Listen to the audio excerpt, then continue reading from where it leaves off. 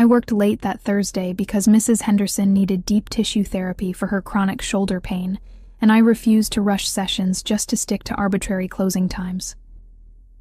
By the time I flipped the sign on the door of Serenity Wellness to closed and dimmed the lights, darkness had already settled over downtown. I gathered used towels into the laundry basket, wiped down the massage table with lavender-scented cleaner, and checked my phone. 7:43. Jenna had texted me an hour ago about drinks, but I'd been elbow-deep in muscle knots. 26 years old, and my Friday nights consisted of declining social invitations because I'd rather reorganize essential oil bottles. Pathetic didn't begin to cover it, but building a reputation took sacrifice. Serenity Wellness occupied a narrow storefront, wedged between a Vietnamese restaurant and an accountant's office on Lexington Street, 3 blocks from the financial district. The location brought steady traffic during lunch hours, business people desperate for relief from desk posture and stress headaches. I'd worked here for 2 years, building clientele slowly, saving every spare dollar toward opening my own therapeutic spa. The dream kept me going through double shifts and demanding customers who treated massage therapists like servants instead of licensed healthcare professionals. I locked the front door and headed toward the back office to grab my jacket when my phone rang. Unknown number. I almost declined, but something made me answer. Serenity Wellness. This is Camilla. I need an appointment tonight. Immediately. The voice was male, deep, with an accent I couldn't quite place. Not Spanish, maybe Italian. I'll pay triple your standard rate. I glanced at the clock. Sir, we're actually closed for the evening. I could schedule you for tomorrow morning if... Triple the rate, he repeated, as if I hadn't understood the first time. Cash payment. 1 hour. I have your address. Red flags waved frantically in my mind. Strange man calling after hours, offering excessive money, already knowing where I worked. Every instinct screamed to politely decline and hang up. But triple rate meant nearly $400 for a single session. That was half my monthly rent. That was 2 weeks of groceries. That was a significant deposit into my spa fund. Give me 20 minutes to prepare the room, I heard myself say. The door will be unlocked. He ended the call without another word. I stood there holding my phone, wondering what kind of desperation made me agree to see a stranger alone at night. The practical kind, apparently. The kind fueled by student loan statements and a lease renewal notice that came with a rent increase I couldn't afford. I pushed the worry aside and got to work. Fresh sheets on the table, new towels warming in the cabinet, adjusting the lighting to that perfect dim glow that encouraged relaxation. I lit 3 candles, lavender and eucalyptus, and started the ambient music playlist through the small speaker system. The room looked professional, inviting, safe. Through the front window, I noticed the sky had shifted from black to something heavier. Thunder rumbled in the distance. Within minutes, water began streaking down the glass in thick rivulets. Perfect weather for questionable life choices. Exactly 20 minutes after his call, headlights cut through the downpour. A vehicle pulled up directly in front. Sleek and dark. I couldn't make out the model through the rain, but even from inside I could tell it cost more than everything I owned combined. The driver's door opened. A man stepped out into the storm without an umbrella, seemingly unconcerned about the deluge soaking his clothes. He moved with purpose toward my door. I unlocked it as he reached for the handle. Water dripped from his dark hair, ran down the sharp planes of his face. He was tall, maybe 6'2", with broad shoulders that filled out his black shirt in a way that suggested either dedicated gym time or manual labor. His eyes caught me first, though. Light brown, almost amber in the candlelight, scanning the space with the kind of attention that missed nothing. No scars marked his face, just strong features and a jawline that could cut glass. Thank you for accommodating the late request. He stepped inside, bringing the scent of expensive cologne mixed with rain. I'm Lucas. Camilla. I locked the door behind him, suddenly hyper-aware that we were alone in a locked building at night. Just Lucas. Just Lucas. He pulled his wallet from his back pocket, extracted 6 crisp $100 bills and held them out. Will this suffice? I took the money with fingers that wanted to tremble. $600. Twice what he'd promised. That's more than triple the rate. Consider it an apology for the inconvenience. His gaze held mine for a moment longer than necessary before he glanced toward the treatment room. Shall we? I led him to the massage room, explained the standard procedures, pointed out where to hang his clothes and how to position himself on the table. I'll give you a few minutes to get situated. Just lie face down and cover yourself with the sheet. I'll knock before entering. He nodded once, already unbuttoning his shirt. I stepped out quickly and closed the door. In the small hallway, I leaned against the wall and took 3 deep breaths. This felt wrong. Not dangerous exactly, but significant in a way I couldn't articulate. The money in my hand proved real, though. $600 bills that could solve immediate problems and fund a week of comparative comfort. I couldn't afford moral qualms about cash from mysterious late-night clients. I knocked softly. Ready? Yes. When I entered, Lucas lay face down as instructed, the white sheet draped across his lower back and hips. His shoulders were even more impressive uncovered, muscles defined in ways that spoke of serious physical training. Old bruises marked his ribs, faded to yellowish green. His hands rested at his sides, and I noticed scarring across his knuckles, the kind that came from repeated impact. Not a desk job, then. I warmed oil between my palms and started with his upper back, working the trapezius muscles with firm pressure. He was tense everywhere. Muscles locked tight enough to restrict movement. I worked methodically, finding trigger points and releasing them, using techniques that should have brought at least some audible relief. Lucas remained silent, breathing steady, never flinching even when I applied deep pressure to obviously painful knots. You carry a lot of tension here, I said quietly, working my thumbs along his spine. What do you do for work? I manage various business interests. His voice was slightly muffled against the face cradle. It's demanding, vague non-answer. I'd expected nothing less. I continued working, moving to his shoulder blades, finding resistance there too. Whoever Lucas was, whatever he did, it kept him wound tight as a spring.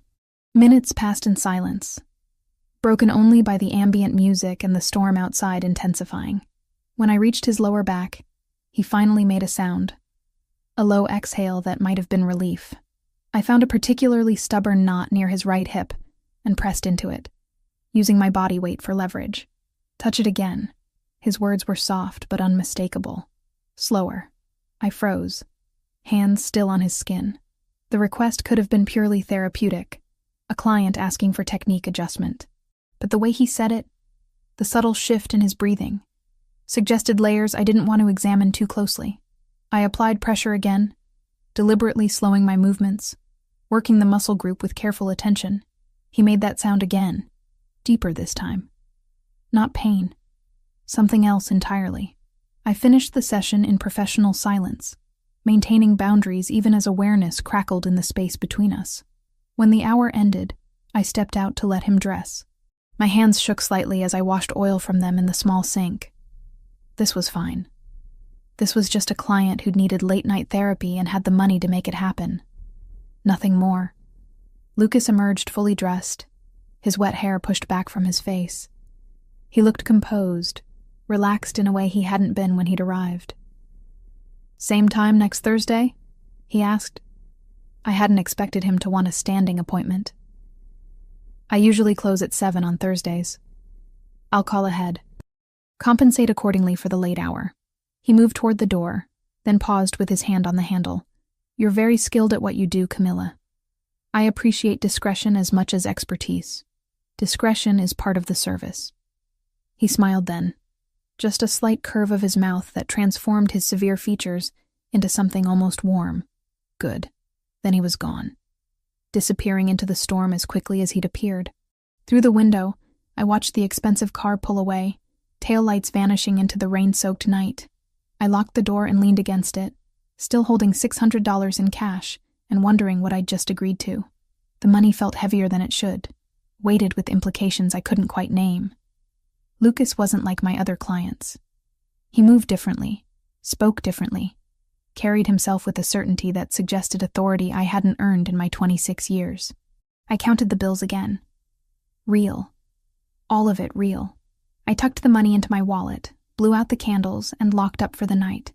My apartment was only 4 blocks away, walkable even in the downpour. I pulled my jacket over my head and stepped into the storm. Water soaked through my shoes immediately. I walked quickly, head down, trying not to think about amber eyes and cryptic statements about discretion. Just a client. A generous client who appreciated good work and was willing to pay for it. Nothing suspicious about that. Except, I didn't believe it. Not really.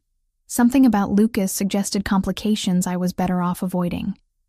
But $600 sat in my wallet, and he'd already scheduled his next appointment, and I'd already committed to seeing him again.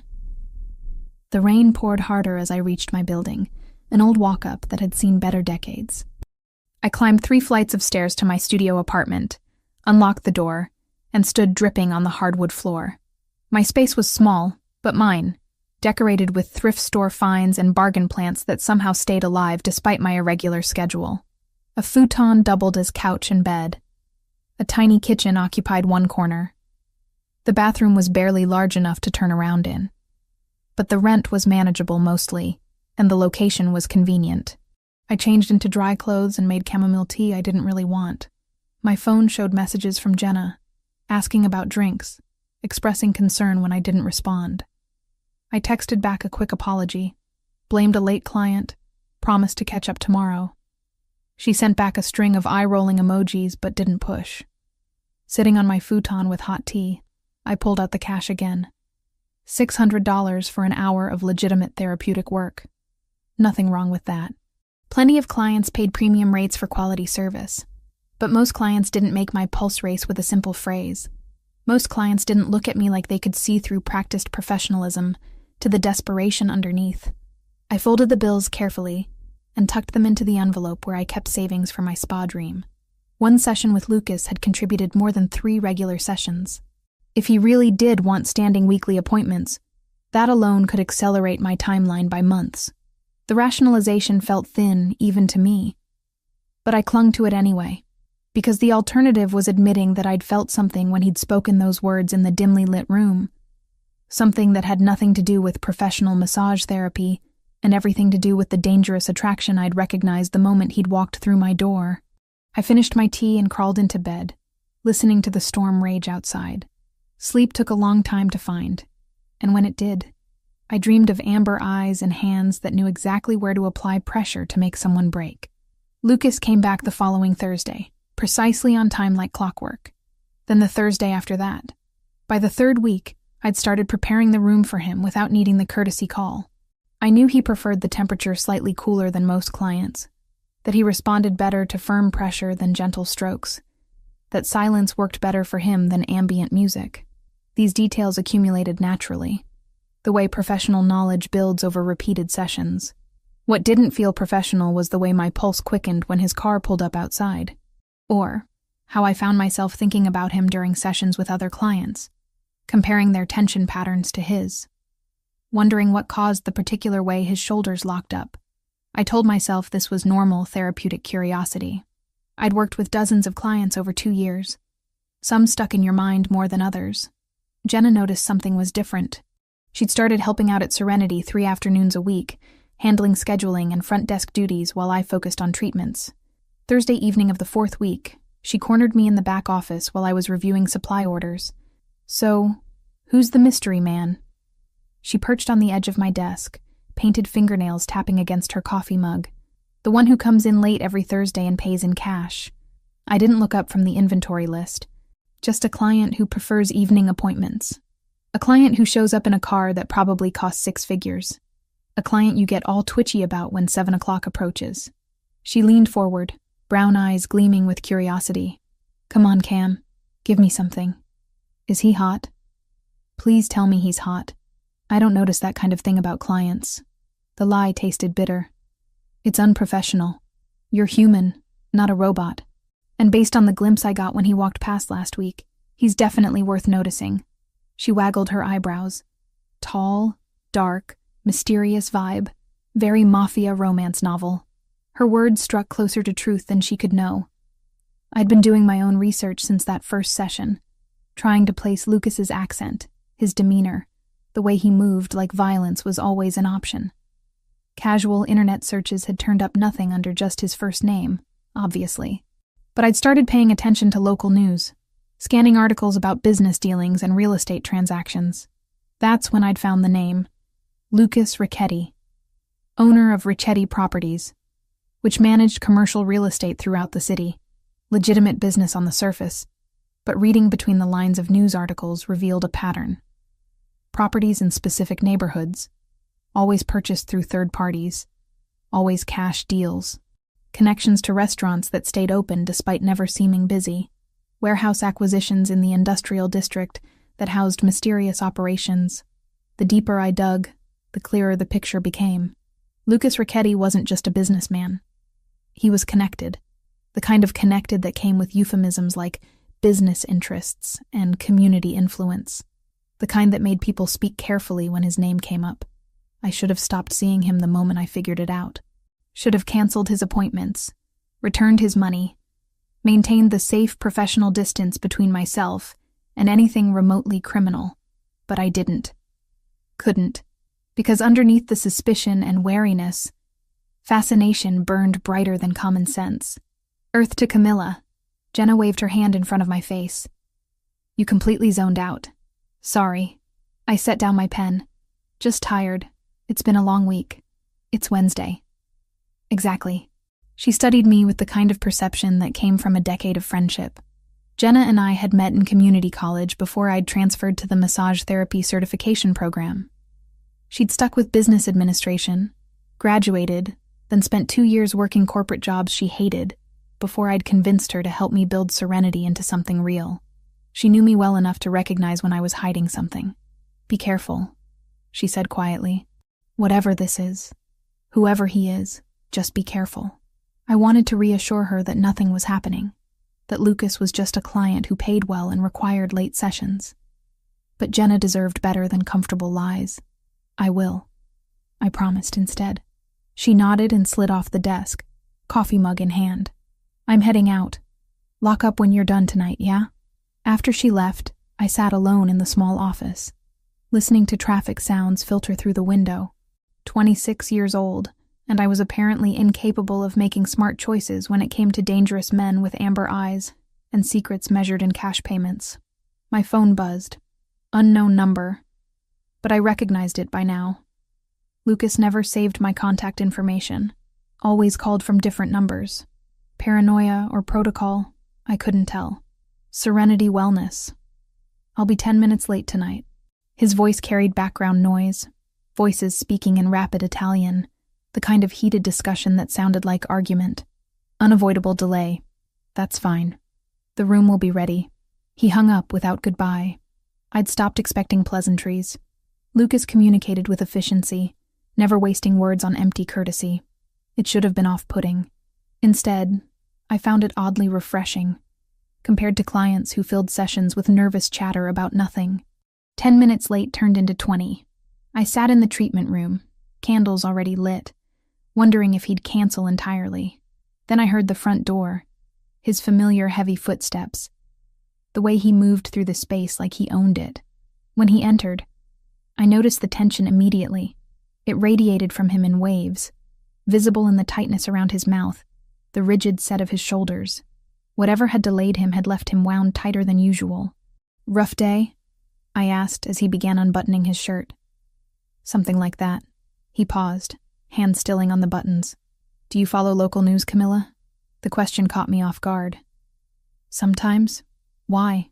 There was an incident today. Warehouse fire in the industrial district. 3 people injured, 1 critically. His eyes found mine, searching for something I couldn't name. It'll be on the evening news if you're curious. My stomach dropped. That's terrible. Do they know what caused it? These things happen in that neighborhood. Old buildings, faulty wiring, people cutting corners on safety regulations. He finished with the buttons, shrugged out of his shirt. The authorities will investigate. But fires like this rarely lead to meaningful conclusions. The careful neutrality in his voice told me everything. This wasn't random disaster. This was connected to him somehow. Whether as victim or perpetrator, I couldn't tell. And he was testing me, watching to see how I'd react to the implicit revelation. I chose my words carefully. I'm sorry that happened. I hope the injured people recover. So do I. He draped his shirt over the chair and moved to the table. Shall we begin? The session that followed felt different from previous ones. Lucas's tension ran deeper than muscle knots, manifesting in ways that didn't respond to normal techniques.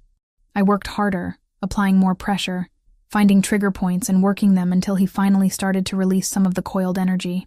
Halfway through, my hands found a new scar on his lower back, puckered tissue that hadn't been there 2 weeks ago. I traced the edges carefully, feeling the heat of inflammation still present. This is fresh, I said. What happened? Minor accident. Nothing serious. It needs proper care.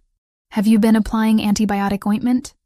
When I remember, I stepped back and moved to my supply cabinet, pulling out medical-grade wound care products. I'm going to clean it properly and dress it. This kind of injury can get infected easily. That's not necessary. Yes, it is. Stay still. For a moment, I thought he might argue. Lucas didn't strike me as someone who accepted orders easily, but he remained quiet while I cleaned the wound with antiseptic, applied ointment, and covered it with sterile bandaging. His back muscles tensed under my hands, but he made no sound of pain. The part of me that counted hours, charted progress notes, and filed receipts under Serenity Wellness wanted to keep this clean. The part of me with both hands on his skin knew we had already crossed that line and chosen each other anyway. There, I disposed of the used materials. Keep it clean and dry for the next few days. Change the dressing twice daily. Thank you. His voice was softer than usual. You're very thorough. It's my job to notice these things. Is it your job to care whether your clients follow medical advice? I paused, hands resting lightly on his shoulders. I care about doing things correctly.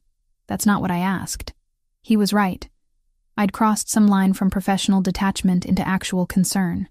The realization should have alarmed me. Instead, it just felt inevitable. Fine, I admitted. I care whether you take care of yourself. Happy? Surprisingly, yes. The rest of the session passed in comfortable silence. When I finished, Lucas dressed while I cleaned oil from my hands and reset the room for tomorrow's clients. By the time I emerged, he was waiting in the hallway, envelope of cash already in hand. Same time next week? He asked. I'll be here. He moved toward the door, then stopped. Camilla, what I said about the fire, about staying informed regarding local news. I understand. Discretion, right? More than that. He turned to face me fully. Be aware of your surroundings. This city has complications most people don't notice until they're already involved. The warning chilled me more than any explicit threat could have.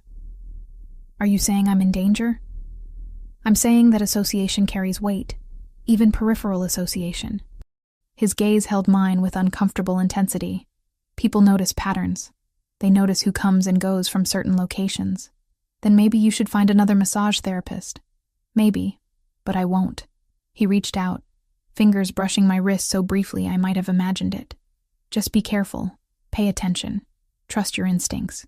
Then he was gone, leaving me standing in the dimly lit hallway with a racing heart and a warning I didn't fully understand. I locked up mechanically, going through the familiar routine while my mind spun through implications I didn't want to examine too closely. Lucas Ricchetti had just confirmed what my research had suggested. He was dangerous. His world was dangerous. And by continuing to see him, I was stepping into that danger with eyes wide open. The smart move would be to cut ties immediately, to call tomorrow and cancel all future appointments, to scrub any record of his visits, to pretend these past 4 weeks had never happened. I could return his money if that made it cleaner, though something told me refusing Lucas wasn't that simple. Instead, I walked home through streets that felt different now, noticing things I'd overlooked before. The black sedan parked across from my building that I'd seen there twice this week. The man smoking outside the corner store who watched me pass with more attention than a casual glance required. The way certain cars drove by just slowly enough to make inventory of faces and locations. Association carries weight, Lucas had said. Even peripheral association. I climbed the 3 flights to my apartment and locked the door behind me, suddenly aware of how flimsy the security was. One cheap deadbolt between me and whatever complications existed in Lucas Ricchetti's world. My phone showed a text from Jenna, asking if I'd made it home safely. I sent back a quick affirmative, not trusting myself to talk to her tonight. Instead, I made tea and sat by the window, watching the street below. The black sedan was still there. As I watched, the driver's side window rolled down just far enough for me to see the ember glow of a cigarette. Someone was surveying my building. Maybe they'd been doing it for weeks and I'd simply never noticed. Lucas's warning echoed through my thoughts. People notice patterns. They notice who comes and goes. I was being watched. The question was whether it was Lucas's people keeping tabs on his associations or someone else tracking his movements through me. Either option terrified me in different ways. My savings envelope sat on the kitchen counter where I'd left it this morning. I pulled it out and counted the accumulated cash from Lucas's sessions. $2,400 over 4 weeks. More money than I'd saved in the previous 6 months. Blood money, maybe. Or insurance money. Currency that came with invisible strings I was only beginning to perceive. I could stop. Should stop. But even as I thought it, I knew I wouldn't. Because somewhere between that first session and tonight, curiosity had transformed into something far more complicated. I wanted to understand Lucas Richetti. Wanted to know what caused the scars and the tension and the careful way he moved through the world. Wanted to bridge the distance between the professional boundaries I maintained and the person he actually was. Dangerous thinking. The kind that got people hurt in ways that didn't heal as easily as physical wounds. But I'd never been particularly good at self-preservation when curiosity was involved. So I'd show up next Thursday at 7 and the Thursday after that, and I'd continue learning the contours of Lucas Richetti's secrets one session at a time, until either the truth emerged or the danger became too real to ignore. The sedan pulled away around midnight. I watched it disappear down the street, brake lights vanishing around the corner. But I kept watching anyway, kept searching shadows for movement that would tell me surveillance continued. Eventually, exhaustion won. I fell asleep on the futon still wearing street clothes, tea gone cold on the side table, phone clutched in one hand in case I needed to call for help that would probably never come. Lucas called on Tuesday afternoon, 2 days before our usual Thursday appointment. I was restocking the linen closet when my phone vibrated with the now familiar unknown number. I need to change our arrangement. His voice carried tension I'd learned to recognize.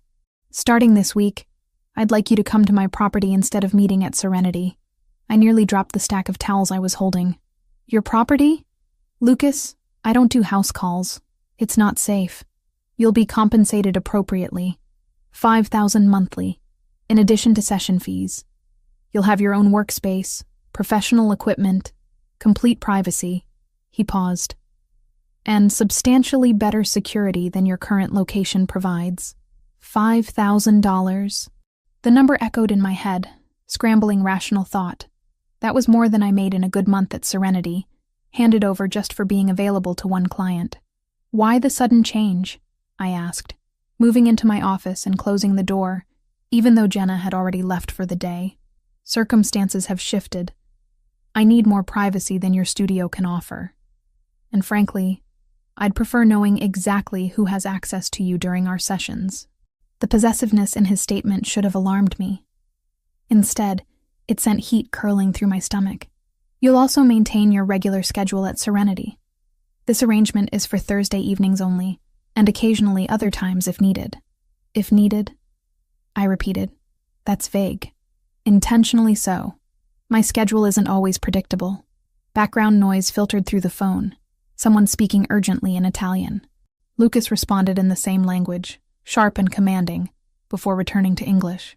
I need an answer, Camila. Tonight. Every professional instinct screamed that accepting meant crossing a line I couldn't uncross. Going to a client's private residence, especially one with Lucas's connections, violated every safety protocol I'd been taught. But $5,000 monthly meant I could have my spa within a year instead of 5. Meant security I'd never experienced. Meant stepping deeper into whatever this was between us. I keep my regular clients at Serenity, I said slowly. Thursday evenings only, like you said. And I want the workspace agreement in writing. Done. I'll have my driver collect you Thursday at 7. Bring whatever supplies you need that aren't already provided. He ended the call before I could change my mind. I sat, staring at my phone. wondering when I'd become someone who negotiated with dangerous men in Italian about private appointments and monthly retainers. Jenna would lose her mind if I told her. My sister Megan would probably stage an intervention. Megan. I hadn't talked to my little sister in almost 2 weeks, too absorbed in my increasingly complicated situation with Lucas. She was finishing her sophomore year at State, majoring in environmental science, blissfully unaware that her older sister was making spectacularly questionable life choices. I made a mental note to call her this weekend. Make sure she was okay. Pretend everything in my life was normal. Thursday arrived too quickly. I spent the day at Serenity handling regular clients, going through familiar motions while my mind spun ahead to the evening. Jenna noticed my distraction during lunch, but when she asked, I blamed it on inventory stress and upcoming rent. Not entirely lies, just strategically incomplete truth. At 6:30, I changed into fresh clothes, black pants, and a charcoal sweater that felt more professional than my usual work attire. Packed my essential oils, favorite massage tools, the wound care supplies I'd been using on Lucas's various injuries. By 6:50, I was standing outside Serenity watching traffic, wondering if I should just lock up and go home, forget this whole arrangement. A black sedan pulled up precisely at 7. The driver stepped out, older man with silver hair, and the posture of someone with military background. He opened the rear door without speaking. I hesitated for 3 heartbeats before climbing in. The drive took 20 minutes, winding through downtown into residential areas that grew progressively wealthier. We finally turned onto a private road lined with mature trees, eventually reaching gates that opened automatically. Beyond them, Lucas's property sprawled across what had to be at least 5 acres. The house itself was modern architecture, all clean lines and glass, discreetly elegant rather than ostentatious. Security cameras tracked our progress up the curved driveway. I counted at least 4 guards positioned around the grounds, trying to appear casual, but failing. This wasn't a home. This was a fortress disguised as upscale real estate. The driver parked near the main entrance. Another man, younger, with the same alert bearing, appeared to escort me inside. He introduced himself as Vincent and explained that Mr. Ricchetti was finishing a meeting, but had prepared the workspace for my approval. The interior matched the exterior, sophisticated without being cold. Vincent led me through a foyer with marble floors into a corridor lined with what looked like original artwork. We stopped at a door near the rear of the house. When Vincent opened it, I forgot to breathe. The room was perfect. Professional massage table, better quality than mine at Serenity. Cabinet stocked with premium oils, lotions, supplies I'd mentioned preferring but could never justify purchasing. Lighting system with multiple settings. Sound system built into the walls. Temperature controls. Even a small attached bathroom for washing up between sessions. Mr. Ricchetti had our interior designer consult with several therapeutic spa owners. Vincent explained. If anything is incorrect or missing, please let him know. It's incredible, I managed. This must have cost... I stopped myself before finishing the thought. Commenting on cost felt inappropriate. He wanted you to be comfortable. I'll let him know you've arrived. Vincent left me alone to explore. I ran my hands over the massage table, testing the padding, the height adjustment mechanism. Everything was top tier. Lucas had either spent considerable time researching proper therapeutic equipment or paid someone very well to do it for him. Either way, the attention to detail unsettled me more than the obvious expense. Lucas appeared 10 minutes later, wearing black pants and a white dress shirt with sleeves rolled to his elbows. He looked tired, tension visible in the tightness around his eyes. "What do you think?" he asked, gesturing to the room. "It's better equipped than most professional spas I've seen. You didn't have to go to this trouble. I wanted you to have proper tools. Anything else you need, tell Vincent. He'll acquire it." He moved to the massage table, running one hand along the edge. "Thank you for agreeing to this arrangement. Thank you for the generous offer. Though I'm still not entirely sure why it was necessary." His jaw tightened. "There are people who've noticed our sessions at Serenity. People who might use that information in ways that create complications." "Complications?" I repeated. "You mean threats. Potential threats. I don't take chances with those under my protection. I'm not under your protection, Lucas." I'm your massage therapist. His gaze locked onto mine with uncomfortable intensity.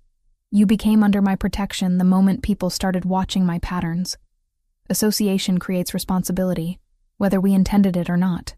The implication landed heavy in my chest.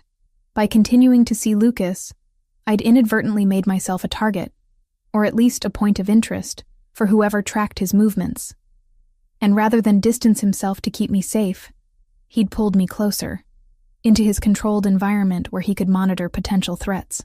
Who's watching? I asked quietly. Business competitors. People who would leverage any perceived weakness.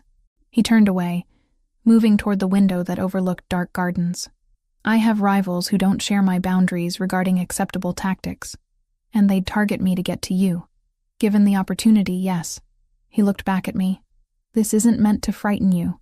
It's meant to keep you safe while we continue our professional relationship. Professional relationship. The phrase felt increasingly inadequate for whatever was developing between us. But acknowledging that meant confronting truths I wasn't ready to examine. Should I be worried? I asked instead. Not while you're here. My security is comprehensive, and I've made it clear that anyone interfering with my personal arrangements would face severe consequences. The casual way he said it, the implicit violence in those consequences, should have terrified me. Instead, I felt perversely reassured. Okay. I moved to the supply cabinet, examining the oils he'd stocked. Then I guess we should begin. The session that followed felt different from all previous ones. Being in his space, surrounded by his things, with his security outside the door, transformed the dynamic in ways I couldn't quite articulate. Lucas relaxed faster, trusting the environment in ways he never had at Serenity. I worked through his chronic tension points, finding new areas of stress that suggested whatever business he managed was reaching critical pressure. Halfway through, my phone buzzed in my bag. I ignored it, focused on the work. It buzzed again, and again, 5 times in rapid succession. Lucas lifted his head from the face cradle. You should check that. I wiped oil from my hands and retrieved my phone. 7 missed calls from Megan. My stomach dropped. My sister never called repeatedly unless something was seriously wrong. I answered her 8th attempt. Megan? What's wrong? Cam. Her voice shook. There are men here, at my apartment. They're saying they need to talk to you about someone named Lucas. They won't leave. They're just standing outside my door. And I don't know what to do. Ice flooded my veins. Lock your door. Don't open it for anyone. I'm calling the police. They said if you call the police, they'll have to take alternative measures to establish contact. She was crying now, trying to muffle the sound. What does that mean? Who are these people? Why are they looking for you? Lucas was already off the table, phone pressed to his ear, speaking rapid Italian.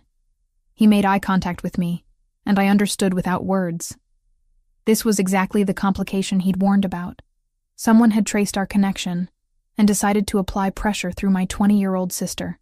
Megan, listen carefully. I forced my voice steady, despite the panic clawing up my throat. Give me your exact address. While she read it out, I texted the same to Vincent and called campus security, logging a welfare check under her dorm number. If anyone was going to knock, it would be someone with a badge. On record. Don't open the door for anyone except campus security or actual police. I'm handling this. She recited her address through tears. Lucas was already coordinating something with whoever was on his phone, still speaking Italian, but in tones that promised violence. He ended his call and looked at me. My people will be there in 8 minutes. Campus is only 15 minutes from here. His voice was ice-cold calm. The men outside her door will be removed. Quietly. Your sister won't be harmed. How do you know who they are? But even as I asked, I knew. Same people who'd been watching Serenity. Same business rivals he'd mentioned. They'd found my vulnerability and exploited it with surgical precision. The O'Sullivan family. He was already moving toward the door. Irish crew that's been pushing into territory they don't belong in. This is their way of sending a message. What kind of message? That they know my patterns. That they can reach people close to me whenever they choose. He stopped at the door. Stay here. Vincent will remain outside. Don't leave this room until I tell you it's safe. I'm coming with you. No, you're not. His tone left no room for argument. If they're watching your sister's building, they're waiting to see how I respond. Bringing you would confirm exactly how important you are. Staying here protects both of you. He was gone before I could protest further. I sank onto the massage table, phone clutched in shaking hands, trying to explain to Megan that help was coming without explaining who was sending it, or why. She asked questions I couldn't answer. Finally, I just stayed on the line with her, listening to her frightened breathing, counting seconds until Lucas's people arrived. 7 minutes later, I heard her gasp. "Oh God, Cam, there are more men. They just came out of nowhere. They're talking to the guys at my door. It sounds like they're arguing. Stay inside. Lock everything. Don't look out the window." The sounds through the phone were muffled but tense. Male voices, aggressive but controlled. Then silence. Heavy, expectant silence.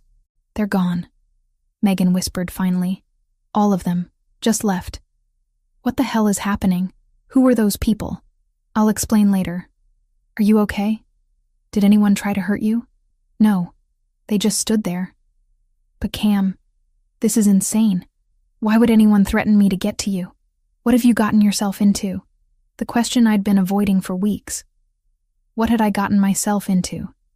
And more importantly, how did I get both of us back out? "Pack a bag," I told her. "Enough for a few days. Someone will come get you within the hour. You're not staying there tonight." "Cam?" "Please, Megan, just trust me. I'll explain everything, I promise. But right now, I need you safe." She agreed, still confused and frightened, but trusting her older sister. After we hung up, I sat in that perfect therapeutic room surrounded by expensive equipment, realizing that Lucas had been right about everything. Association carried weight. People noticed patterns, and by continuing to see him, I'd painted a target on everyone I cared about. Lucas returned 40 minutes later, looking grim but satisfied. "Your sister is being collected now. Vincent will bring her here, where she'll stay until this situation is resolved." "Resolved how?" "The O'Sullivans need to understand that there are lines even they don't cross. I'll make that clear." The controlled fury in his voice suggested exactly how that message would be delivered. "Your sister will be safe here. You have my word. She's going to have questions. Then give her answers. Enough to satisfy her concern, but not enough to put her in additional danger." He moved closer. Close enough that I could smell expensive cologne and the faint copper scent of adrenaline. "I'm sorry, Camilla. This wasn't supposed to reach your family, but you knew it could. That's why you brought me here." "Yes, the honesty at least was something. What happens now?" "Now you stay here tonight. Both of you. Tomorrow we'll discuss longer-term arrangements." His hand lifted, fingers brushing my jaw in a gesture too intimate for our supposed professional relationship. "I protect what's mine, and whether you've accepted it yet or not, you're mine now." The declaration should have sparked outrage or fear. Instead, heat pooled low in my stomach, desire mixing dangerously with the adrenaline still flooding my system. I stepped back, creating necessary distance. "I need to call Jenna. Tell her I won't be opening Serenity tomorrow." "Already handled. Vincent contacted her an hour ago. Explained you have a family emergency." He smiled faintly at my expression. "I handle complications, Camilla. All of them." Before I could respond, Vincent knocked and entered. "Mr. Ricchetti, the guest has arrived." I rushed past both men, following Vincent to the foyer where Megan stood clutching an overnight bag, eyes wide as she took in the mansion's interior. When she saw me, she dropped the bag and threw herself into my arms. "Camilla, what is going on? Those men, and then these other men, and now this house." She pulled back, looking between me and Lucas, who'd followed me out. Understanding dawned across her features. "This is Lucas? The private client you've been seeing?" "Megan, it's complicated. I can see that." She didn't take her eyes off Lucas, assessing him with the protective suspicion only younger siblings mastered. "Are you the reason men were threatening me tonight?" "Indirectly, yes." Lucas didn't flinch from her accusation. "And I take full responsibility for ensuring it doesn't happen again. You'll stay here under security until the threat is eliminated." "Threat from who?" "Eliminated how?" Megan's voice rose. Somebody better start explaining things or I'm calling the police and our parents.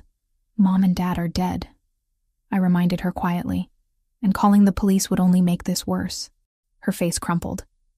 For all her college sophistication, she was still just 20, still young enough to want simple answers to complicated situations.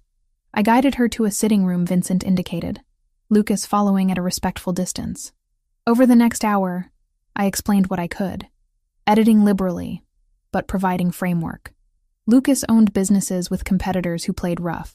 By becoming his regular therapist, I'd inadvertently become visible to those competitors. Tonight's incident was an escalation, one Lucas was handling. Megan absorbed it all, anger gradually replacing fear. So you're dating a gangster? I'm not dating anyone. Lucas is my client. She looked at Lucas, then back at me, one eyebrow raised in perfect skepticism. Sure he is. Despite everything, I almost laughed. My baby sister, terrified an hour ago, now sitting in a mansion calling out my denial about the obviously complicated man currently providing us sanctuary. Lucas excused himself, promising that rooms were prepared for both of us. After he left, Megan grabbed my hands. He's dangerous, Cam. Like, actually dangerous. Those men tonight weren't playing around. I know. And you're still going to see him. It wasn't a question. She knew me well. I don't know what I'm going to do. But right now, we're here. We're safe. And that's what matters. She didn't look convinced, but exhaustion was winning. Vincent appeared to show her to a guest room. Before she left, she hugged me tight. Be careful, she whispered. Please. Alone in the opulent sitting room, I finally allowed myself to feel the weight of what had happened. Lucas's rivals had targeted my sister to send a message. Lucas had responded with precision and force, and I was now exactly where he'd warned I'd end up. Deep enough in his world that extraction looked increasingly impossible. My phone buzzed. Text from Lucas. Your room is ready when you need it. Top of the stairs. Second door on the left. Sleep well, Camilla. I climbed the stairs slowly, finding the room he'd indicated. It was beautiful, decorated in soft colors with a massive bed and attached bathroom. My overnight bag sat on a chair, collected from Serenity by someone on Lucas's staff. Everything anticipated, everything handled. I showered and changed into sleep clothes, exhaustion finally catching up with crisis. Before turning out the lights, I texted back, "Thank you for protecting her." His response came immediately. Always. That single word carried promises I wasn't ready to believe, but desperately wanted to. The explosion happened 3 weeks after Megan had returned to campus under heavy security that she pretended not to notice. 3 weeks of me splitting time between Serenity during the day and Lucas's property most evenings. 3 weeks of learning the rhythms of his world, meeting the people who worked for him, understanding the careful balance he maintained between legitimate business and everything else. I was finishing up with a regular client at Serenity when Jenna burst into my office, phone in hand, face pale. "Cam, turn on the news. Now." The footage showed smoke billowing from a warehouse in the industrial district, flames visible even in daylight. Emergency vehicles surrounded the building, while firefighters worked to contain the blaze. The news anchor reported 3 injuries, including one person in critical condition being airlifted to Mercy Hospital. My hands went numb. I knew that warehouse. Lucas had pointed it out during a drive 2 weeks ago. Mentioned it housed inventory for one of his import companies. Legal merchandise, he'd assured me. Though I'd learned to hear what he didn't say as much as what he did. "Is that one of his?" Jenna asked quietly. She'd figured out enough about Lucas over the past month to understand the general shape of things without knowing specifics. "I need to call him. Cam, if that's his place and someone got hurt, I need to call him," I repeated, already dialing the number he'd given me for emergencies. He answered on the first ring. "I'm fine. I wasn't there." Relief crashed through me so intensely I had to sit down. The news said someone's in critical condition. Thomas Santini. Good man. Been with me for 8 years. Wife and 2 kids. His voice was controlled, but I heard the fury underneath. He was inspecting a shipment when the device went off. Device? You mean a bomb? Yes. No hesitation. No attempt to soften it. The O'Sullivans are making their position clear. They want territory I won't give them, so they're escalating. I closed my eyes, trying to process. A man with a wife and kids was fighting for his life because of a war over territory and power and things I didn't fully understand. What are you going to do? What needs to be done? The coldness in his statement chilled me more than the words themselves. I'm sending Vincent to collect you. You're not staying at Serenity today. Lucas, I have 3 more clients scheduled. Cancel them. This is not negotiable, Camilla. His tone shifted into command mode, the voice I'd heard him use with his security team. They bombed my warehouse in broad daylight. That's a message that they're done being subtle. Everyone connected to me is now at elevated risk. He was right, much as I hated to admit it. Okay. Give me 20 minutes to reschedule. You have 10. Vincent is already en route. The line went dead. I looked at Jenna, who'd been listening to my side of the conversation with growing alarm.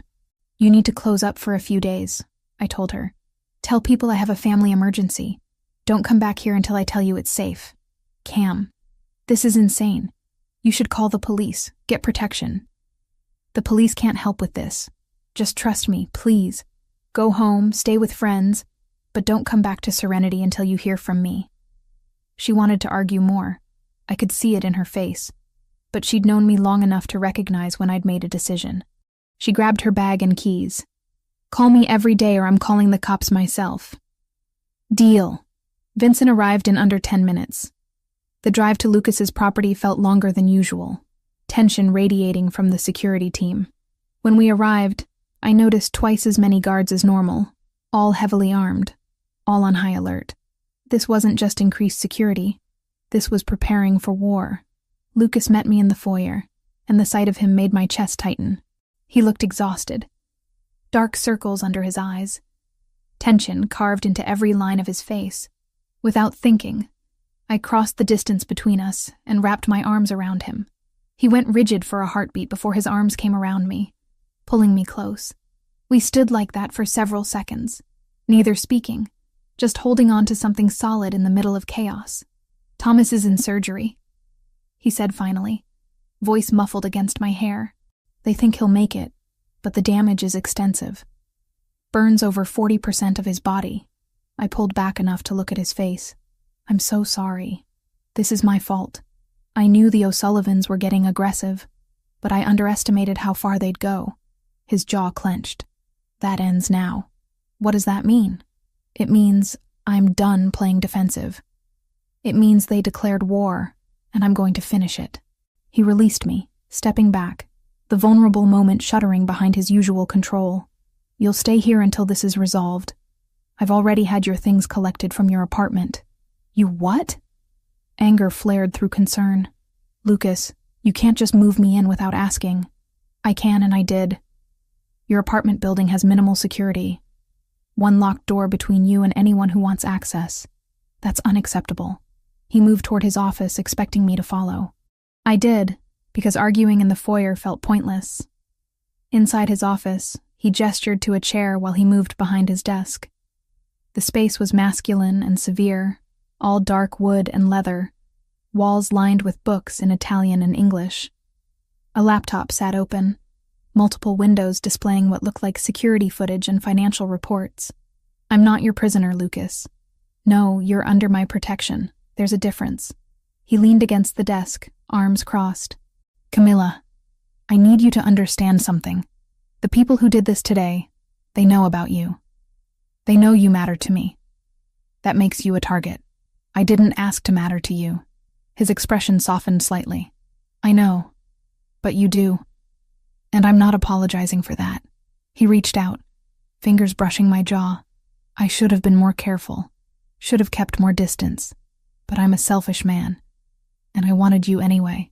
The admission hung between us, honest and raw. I covered his hand with mine, turning to press my lips against his palm. This is complicated. Extremely. His thumb traced my lower lip. Are you afraid of me? I considered the question honestly. Sometimes. Not of you hurting me, but of what you're capable of. What you'll do to the people who did this. I'll do what's necessary to protect my people and end this threat. No hesitation, no apology. Does that answer frighten you? It should, but mostly I'm just worried about you. I stepped closer, closing the space between us. Promise me you'll be careful, that you won't do anything reckless. I promise to survive. That's the best I can offer. It would have to be. The next several hours passed in tense activity. Lucas spent most of his time on calls, speaking rapid Italian with various associates, coordinating responses I didn't fully understand. I retreated to the therapeutic room he'd set up, needing familiar routine to center myself. When he finally appeared in the doorway, it was past 8 o'clock.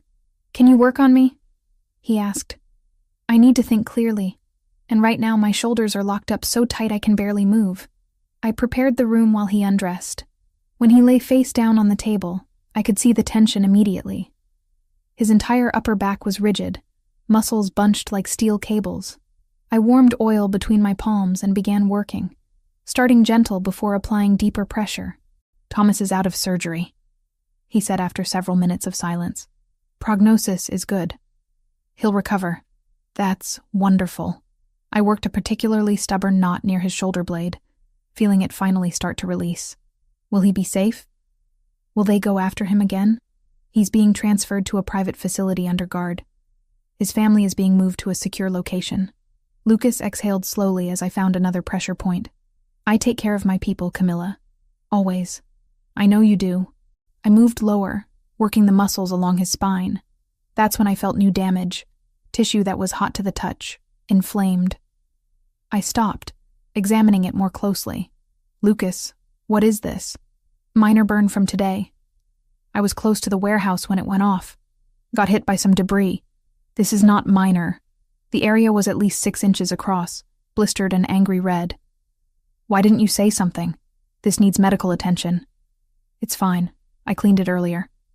"It's not fine. Stay still." I went to my medical supplies, pulling out everything I'd need. The burn was 2nd degree at least, possibly verging on 3rd in a couple spots. I cleaned it carefully with antiseptic, applied specialized burn ointment, and covered it with proper bandaging. Lucas didn't make a sound through the process, even though I knew it had to hurt. When I finished, I stood looking down at him, this powerful man who'd somehow become central to my life, and felt something crack open in my chest. "You should have told me," I said quietly. "You should have let me help sooner." He turned his head to look at me, amber eyes serious. "I'm not used to having someone who wants to help. Most people in my life want something from me. You just want to make sure I'm okay." "Of course I do." I sat on the edge of the table, hand resting on his uninjured shoulder. "Lucas, I care about you. More than is probably smart or professional. But I do." He shifted, moving to sit up despite my protest. The sheet fell away, revealing the muscled expanse of his chest, the various scars I'd memorized over weeks of sessions. He reached for me, pulling me closer until I was standing between his knees. "I care about you too," he said, hands settling on my waist. "I've tried not to. Tried to keep this professional, maintain distance, but you're in my head constantly. I think about you when I should be focused on business. I worry about your safety. I want to know every detail of your day." My heart hammered against my ribs. "We can't do this. I'm your therapist. There are boundaries. We crossed those boundaries weeks ago, Camilla.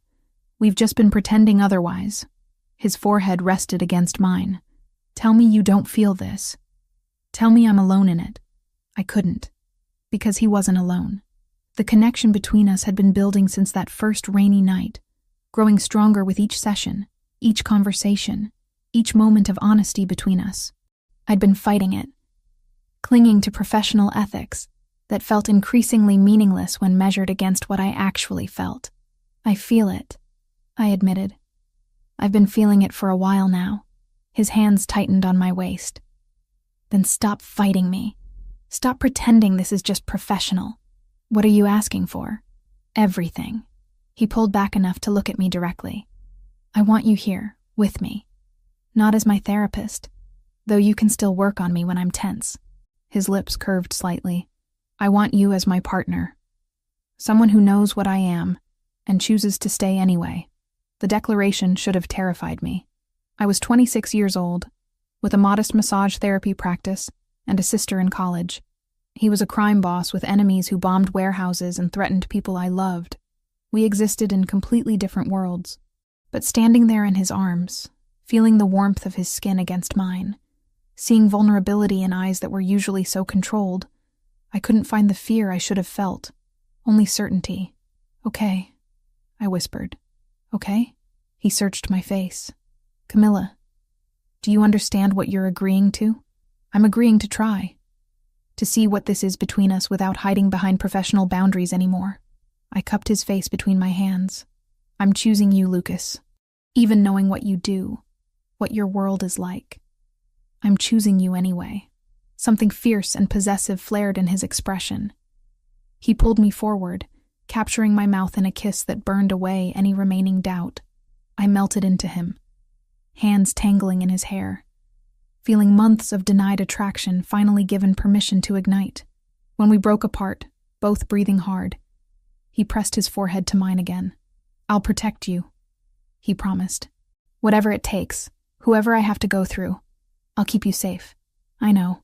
I believed him. Maybe that made me naive, or reckless, or foolish. But I believed him anyway. We stayed like that for a long moment, just holding each other, before reality intruded. His phone rang, the sharp sound cutting through the intimacy. Lucas cursed softly in Italian before answering. The conversation was brief and tense. When he hung up, his expression had hardened back into the mask I recognized from business dealings. "I need to go handle something. Vincent will stay with you. Don't leave the property." He stood, pulling on his shirt carefully over the bandaged burn. "I'll be back before morning. Lucas, I know, but this can't wait." He kissed me again, quick and fierce. "Stay safe, Camilla. That's all I need from you tonight." Then he was gone, leaving me alone in the therapeutic room with the scent of massage oil and the taste of him still on my lips. I cleaned up mechanically, going through familiar motions while my mind spun through everything that had just happened. I'd crossed a line that couldn't be uncrossed. I'd admitted feelings that changed everything. I'd committed myself to a man whose world was built on violence and calculated risks. And despite every rational reason to regret it, all I felt was relief that I'd finally stopped lying to myself about what I wanted. Living in Lucas's world meant learning new rules. I discovered this over the following weeks as I integrated into his household. No longer a visiting therapist, but something far more permanent and complicated. The mansion became familiar territory. Each room memorized, each security checkpoint routine. What I didn't expect was discovering the depth of deception woven through Lucas's organization. It started with something small, a conversation I wasn't supposed to overhear. I'd been looking for Vincent to ask about grocery deliveries when I passed Lucas's office. The door stood slightly ajar, voices filtering through in hushed tones. I should have kept walking. Instead, I stopped. Joseph's been in contact with the Albanians again. The speaker was Franco Bellini, Lucas's second-in-command, a man I'd met several times during dinners. We intercepted communications 3 days ago. He's providing them with warehouse locations, shipment schedules. Silence followed. Then Lucas's voice, cold and measured. "Are you certain?" "Positive. We have phone records, encrypted messages that our tech people decoded. He's been feeding them information for at least 2 months, probably longer." Joseph Bellini, Franco's cousin, a man who'd worked for Lucas for years, who ate dinner at this table, who'd greeted me warmly when Lucas introduced us. A traitor. "Where is he now?" Lucas asked. "Still at the import office downtown. Doesn't know we're aware." Franco paused. "What do you want done?" The question hung heavy with implications. I pressed closer to the wall, heart hammering, knowing I should leave but unable to move.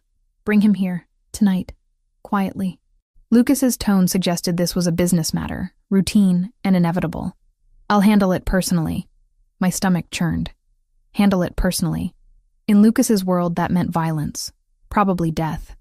I'd known intellectually what he was, what he did. But knowing abstractly was different from hearing him order someone's execution in the same voice he used to ask me about my day. I retreated quickly, making it back to the therapeutic room before anyone saw me. My hands shook as I reorganized supplies that didn't need organizing, trying to process what I'd learned. Lucas found me there an hour later. He looked tired, tension carved into his features. "I need you to work on my neck," he said. Migraine starting. Your hands are the only thing that helps. I prepared the room mechanically, going through familiar motions while my mind spun. Should I tell him I'd overheard? Pretend ignorance? The ethical quandary of treating someone who was about to harm another person twisted through my thoughts. He noticed my distraction immediately. Lucas was too observant to miss much. "What's wrong?" he asked as I worked oil into his shoulders. "Nothing." The lie tasted bitter. "Camilla." He turned his head to look at me. "Don't lie to me. What happened?" I took a breath, made a choice. "I overheard your conversation with Franco. About Joseph." His expression shuddered. "How much did you hear?" "Everything. That he's been passing information to your enemies. That you're bringing him here tonight." I moved around to face him. "Lucas, what are you going to do to him?" "What needs to be done?" He sat up, sheet falling away. "Joseph betrayed everyone in this organization. His actions got Thomas nearly killed in that warehouse bombing. Men who trusted him, worked beside him for years. That betrayal demands consequences." "Consequences like what? Torture? Execution?" "Justice." His jaw set stubbornly. "In my world, betrayal is a death sentence. He knew the rules when he chose to break them. That's not justice. That's murder. Call it what you want. It's necessary." He stood, reaching for his shirt. "This isn't your world, Camilla. You don't understand how things work here. Then explain it to me." I grabbed his arm, forcing him to look at me. "Make me understand how killing someone is the right response." His eyes flashed with something between frustration and resignation. Joseph's betrayal endangered dozens of people. The information he provided led directly to attacks that cost injuries, property damage, financial losses. If I let that go unpunished, it signals weakness. Others will think betrayal carries no real cost. More people will die. So you kill one person to prevent others from betraying you. Exactly. No hesitation. No shame. That's how power works. Through fear and respect equally balanced. I wanted to argue more, to convince him there were other ways. But looking at his face, I realized he genuinely believed this was necessary. In his moral calculus, Joseph's death prevented future betrayals that would cost more lives. Brutal mathematics, but internally consistent. "I can't be here when it happens," I said finally. "I can't know the details." "You won't. Vincent will take you to visit Jenna tonight. Stay there until I call." His hand cupped my face. "I'm not asking you to approve, just to accept that this is who I am, what I do. I'm trying. It's just harder than I expected." "I know." He kissed my forehead. "But you're still here. That means something." Vincent drove me to Jenna's apartment that evening. She'd been begging me to visit for days, worried about how much time I spent at Lucas's property. When I showed up unannounced, she pulled me inside immediately. "Finally." "I was starting to think he'd locked you in a tower somewhere." She studied my face. "You okay? You look stressed." "Long day." I sank onto her couch, grateful for the normalcy of her cluttered living space. "Can we just watch bad television and not talk about anything serious?" "Obviously. Wine first?" We spent 3 hours marathoning reality shows, drinking cheap wine, pretending my life hadn't become unrecognizable. Jenna didn't push for details, sensing I needed escape more than confession. Around 11, my phone buzzed. "Lucas, it's done. Vincent will bring you home when you're ready." Home. He called his property home, assuming I considered it mine too. The presumption should have annoyed me. Instead, it just felt accurate.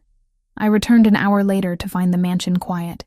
Lucas was in his study, staring at paperwork without really reading it. When I entered, he looked up with exhausted eyes. "Are you hurt?" I asked. "No, I'm fine." He leaned back in his chair. Joseph confessed. Gave names of other contacts within the Albanian organization. The information will help prevent future attacks. And then he faced consequences for his actions. His voice was flat, emotionless. "It's over. The threat he posed is eliminated." I crossed to him, standing beside his chair. His hands found my waist automatically, pulling me closer until I straddled his lap. We sat like that in silence, my forehead resting against his, both processing the divide between our worlds. "I don't know how to reconcile the man who's gentle with me with the man who does what you did tonight," I admitted quietly. They're the same man, Camilla. I protect what's mine with whatever means necessary. That includes being ruthless with threats and careful with you. His fingers traced patterns on my back. I can't be someone I'm not. But I can promise that my violence is always calculated, never random. I don't hurt people for pleasure. It wasn't reassurance exactly, but it was honesty. I appreciated that more than comfortable lies. Over the following days, I noticed changes in the organization.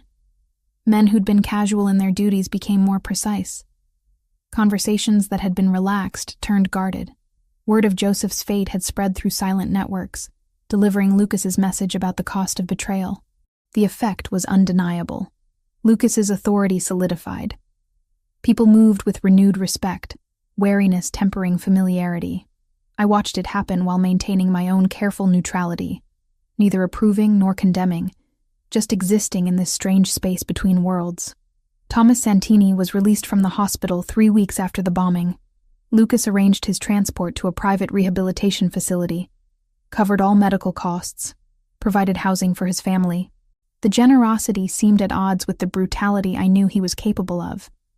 But I was learning that Lucas contained multitudes, ruthless with enemies, loyal to his people. I visited Thomas once, bringing flowers and updates about the organization. His wife thanked me with tears in her eyes, grateful for Lucas's care. The conversation twisted something uncomfortable in my chest. These were good people, caught in a dangerous world, dependent on a man who ruled through calculated violence. But that same violence kept them safe, provided for their families, ensured their children had opportunities. The moral complexity exhausted me some days. Other days, I just accepted it as reality and focused on the parts I could control. Megan called weekly, her security detail blending into campus life so seamlessly she claimed to forget they existed. She'd accepted that her sister was involved with someone powerful and dangerous, processing it with surprising pragmatism for a 20-year-old. We didn't pretend the risk was gone. We just stopped living like the next knock would be a war. Megan kept the campus number on speed dial. Vincent kept the quiet shadow 2 steps behind her. "Are you happy?" she asked during one call. The question caught me off guard. That's complicated. Is it though? Do you feel happy when you're with him? I thought about Lucas's rare smiles, the way his body relaxed under my hands, how he listened when I talked about opening my own spa someday, the intensity of being known so completely by someone who saw my strengths and flaws equally. Yes, I admitted. I'm happy. Then the rest is just details. Classic Megan logic, cutting through complications to simple truth. A month after Joseph's death, Lucas came to find me in the therapeutic room where I'd been working on inventory. He looked different, energized rather than exhausted. The Albanian organization reached out. They want to negotiate. He leaned against the doorframe. Apparently losing their informant and facing our increased security measures has been costly. They're proposing territorial agreements. That's good, right? Less conflict? Potentially. Or it's a trap to get me in a vulnerable position. He smiled slightly. But I think it's genuine. They've lost enough resources that continued war isn't sustainable. So what happens now? Now I negotiate from a position of strength. Set terms that protect my interests and people. He moved closer. And then, if we reach agreement, things get quieter. Less danger for everyone involved. The prospect of reduced threat felt almost foreign after weeks of heightened security. Would that mean Megan could go back to normal campus life? Eventually, yes. And you could reopen Serenity if you wanted. Resume your regular practice. His hands settled on my hips. Though I'd selfishly prefer keeping you here most of the time. I want both, I said honestly. My practice matters to me, but being here, with you, matters too. Then we'll make that work. He kissed me, slow and thorough. I'm good at making things work when properly motivated. I believed him. Lucas was nothing if not determined when he wanted something. And apparently, he wanted me integrated into his life permanently. Professional practice and all. The negotiations happened over the following week. I wasn't present for them, but Lucas briefed me afterward. Territory divisions, trade route agreements, shared intelligence about mutual enemies. The Albanian leadership agreed to terms that heavily favored Lucas, acknowledging his stronger position. When the final agreement was signed, the relief throughout the organization was palpable. Men smiled more. Tension that had been constant background noise eased. Thomas returned home from rehabilitation. Megan's security detail scaled back to minimal observation. Life didn't become normal. I'd learned that normal was relative in Lucas's world. But it became steadier, less chaotic. I split time between the mansion and Serenity, rebuilding my practice while maintaining my relationship with Lucas. Jenna resumed her receptionist duties, asking fewer questions about my personal life after I assured her I was fine. Lucas and I found rhythm in the complexity. Mornings at Serenity, afternoons with regular clients, evenings at his property where I'd work on him in the therapeutic room before spending nights in his bedroom. Weekends varied, sometimes visiting Megan on campus, sometimes attending business dinners where I learned to navigate conversations with dangerous people over expensive wine. The life I'd built felt improbable from the outside, probably appeared insane to anyone who knew the full truth. But from inside it, wrapped in Lucas's careful protection and genuine affection, it felt oddly sustainable.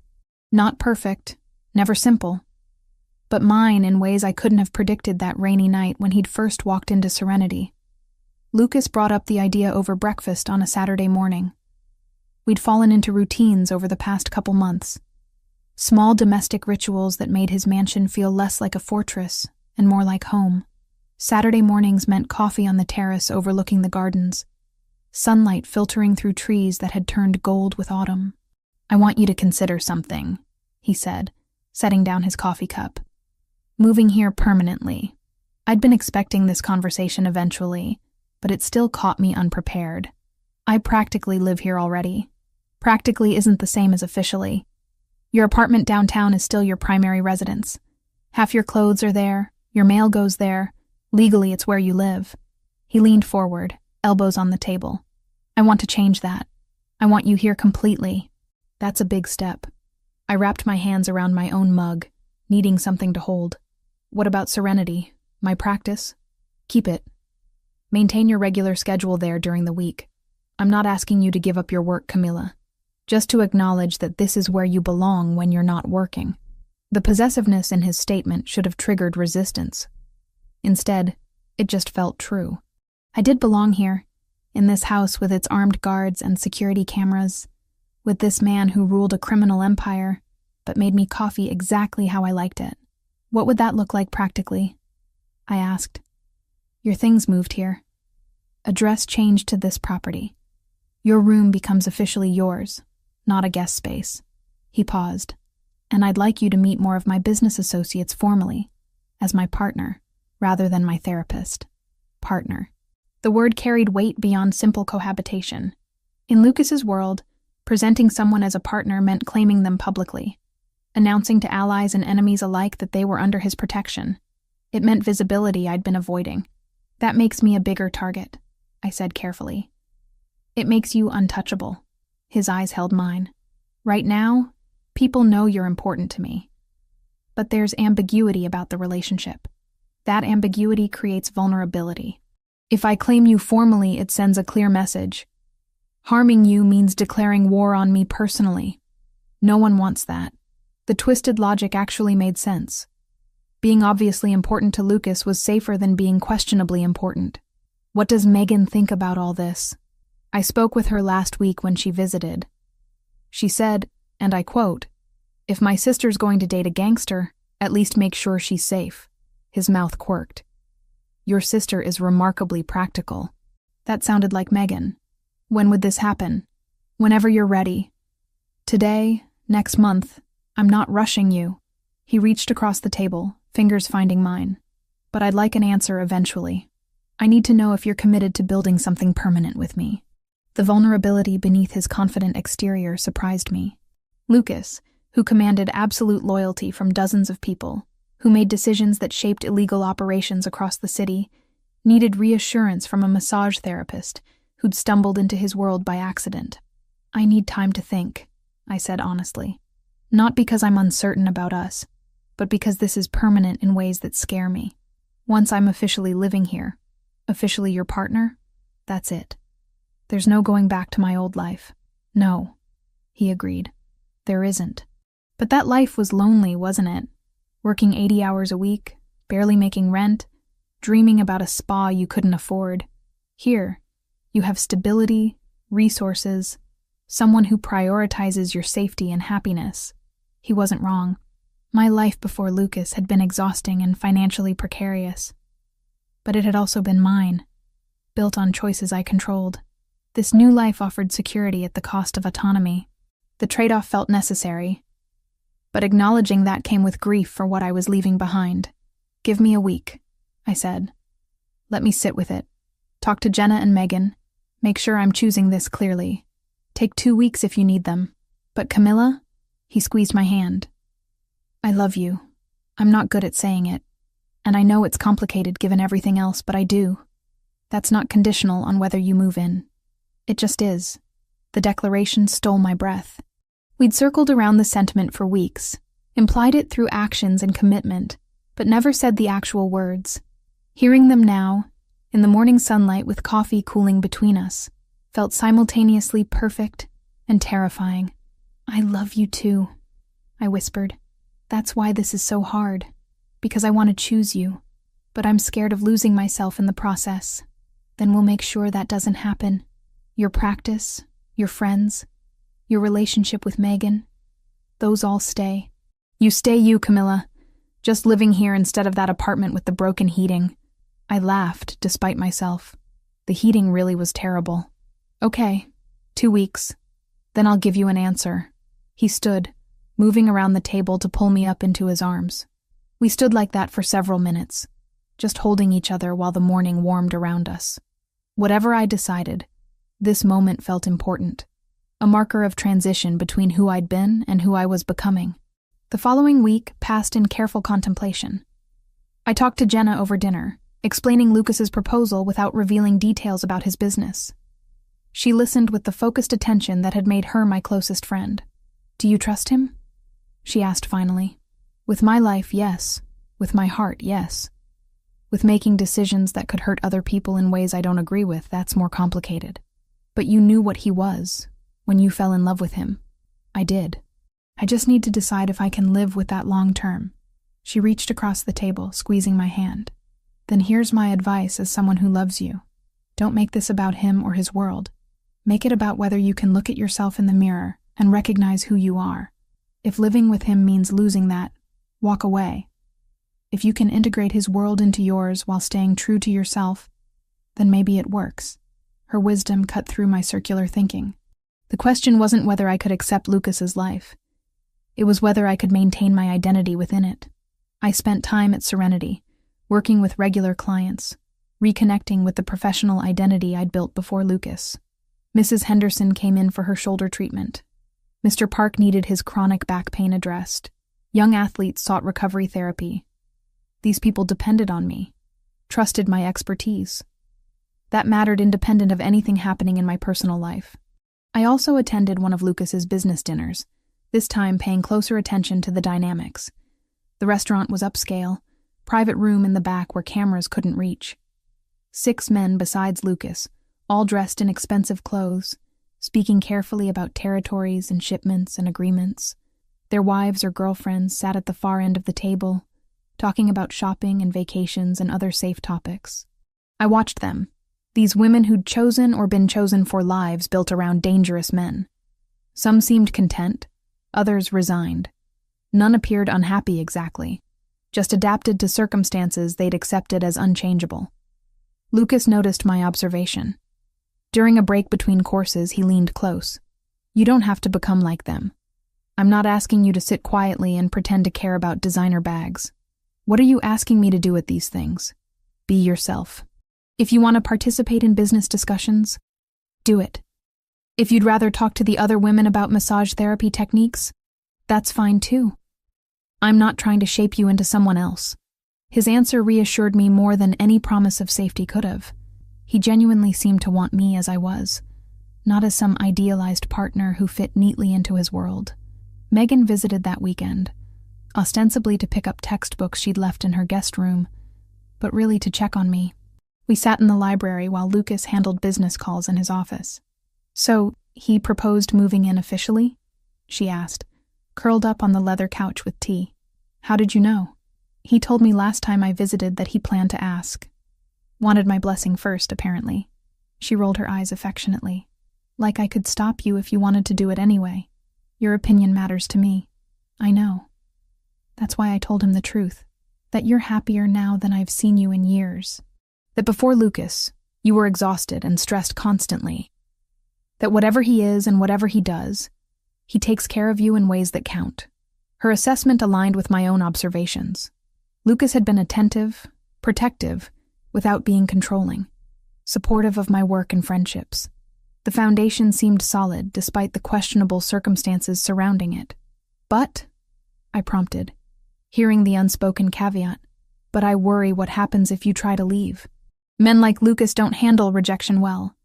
Once you're in completely, you need to be sure, because extracting yourself later could be dangerous." She wasn't wrong. I'd seen how Lucas responded to betrayal, the cold calculation with which he eliminated threats. If our relationship ended badly, would that same ruthlessness turn toward me? "I trust him not to hurt me," I said carefully. "Even if things ended, then that's what matters. Just promise you'll keep your own money, maintain your practice, stay connected to people outside his world. Don't let yourself become completely dependent." Sound advice from my 20-year-old sister, who was proving to have excellent instincts about complicated relationships. The 2 weeks passed quickly. By the end, I'd reached clarity that surprised me with its simplicity. I wanted to be with Lucas. I wanted to build a life that incorporated his world while maintaining my own. I wanted the security and partnership he offered, despite the complications. On the 14th day, I found him in his study reviewing financial documents. He looked up when I entered, and I saw hope mixed with apprehension in his expression. "I have an answer," I said. "And? Yes. I'll move in officially. Be your partner publicly. Build something permanent with you." I moved around the desk to stand beside his chair. "But I have conditions." Relief washed over his features. "Name them." "I keep my apartment for 6 months as a safety net, just in case. I maintain complete control over my practice and finances from it. I continue seeing Jenna and Megan regularly without security monitoring our conversations. And if I ever want out, you let me leave without retaliation." He considered each condition carefully. "The apartment is fine, though I'll pay the rent since you'll barely be there. Control over your practice was never in question. Security won't monitor your personal conversations unless there's an active threat. And if you want to leave, I'll let you go." He paused. "Though I'll try like hell to convince you to stay first." "Fair." I sat on the edge of his desk. "When do we start moving my things?" "Whenever you want. Today, if possible." He pulled me onto his lap, arms wrapping around my waist. "Thank you for choosing this. For choosing me." I kissed him, slow and thorough. "Thank you for making it possible to choose. For respecting what I need." That afternoon, Vincent and 2 other men helped me collect belongings from my apartment. It felt surreal. Packing up the small space that had been home for 3 years, knowing I was moving into a mansion with armed security and my boyfriend who happened to run a criminal organization. Jenna came by to help, hugging me tight before we started loading boxes. "You're sure about this?" "As sure as I can be about anything." "Then I'm happy for you." She held me at arm's length, studying my face. "You deserve someone who treats you well, gangster or not." We worked through the afternoon, sorting what to bring and what to donate. By evening, my apartment looked bare, just furniture left behind for whoever took over the lease. I stood in the doorway for a last look, saying goodbye to the life I'd built alone. Lucas was waiting when Vincent drove me back to the mansion, my belongings already being unpacked by staff I'd insisted handle it carefully. He took my hand, leading me upstairs to what he now called our room. My clothes hung in the massive closet beside his. My books lined shelves next to his Italian volumes. My essential oils sat on the bathroom counter next to his cologne. "What do you think?" he asked. I looked around at the physical manifestation of our merged lives, at the way my presence had altered his space. "I think it looks like home." His smile was worth every complicated choice that had led here. We spent that evening on the terrace, watching sunset paint the sky gold and orange, talking about plans for the future, expanding my practice, possibly into the spa I'd always dreamed of, Lucas's legitimate business ventures that could use therapeutic services for employees, Megan's graduation next year, and where we'd host the celebration. Normal conversations about normal things, despite nothing about our situation being remotely normal. But that had become our pattern. Finding ordinary moments within extraordinary circumstances, building something real in the spaces between Lucas's dangerous business and my attempts to maintain ethical boundaries. Later, lying in bed with his arms around me, I felt the weight of my decision settle into something like peace. I'd chosen this path with clear eyes and full knowledge of what it meant. Whatever came next, I'd face it as Lucas's partner, officially claimed and publicly acknowledged as belonging to this world I'd accidentally entered months ago in a massage room during a storm. 3 weeks after I'd officially moved in, the peace we'd built shattered. It happened on a Friday night when I was supposed to be working late at Serenity. Lucas had a business dinner scheduled, something routine with shipping contractors according to his calendar. I'd planned to finish inventory, maybe grab takeout with Jenna afterward, normal evening activities that felt increasingly precious. Instead, I received a call from Vincent at 6:30. "Miss Turner, there's a situation. I'm sending a car for you immediately." My stomach dropped. What kind of situation? "Mr. Ricchetti needs you at the property. It's urgent." The line went dead. I told Jenna something had come up, locked Serenity's front door, and waited outside in growing darkness. Storm clouds gathered overhead, heavy with the promise of rain. The first drops began falling as Vincent's car pulled up. He drove faster than usual, jaw tight with tension. When I tried asking questions, he just repeated that Lucas wanted me home. The use of that word, home, might have warmed me under different circumstances. Tonight it just amplified my fear. The mansion blazed with lights when we arrived. Cars I didn't recognize filled the circular drive. Armed men stood at strategic points, more than normal, all on high alert. Vincent escorted me inside quickly, hand hovering near his concealed weapon. Lucas met me in the foyer. Relief flashed across his face when he saw me, quickly replaced by grim determination. "You're safe." "Good. What's happening?" I searched his expression for clues. "The O'Sullivans broke the peace agreement. They hit 2 of our transport vehicles tonight, killed 3 drivers." His voice was ice-cold fury.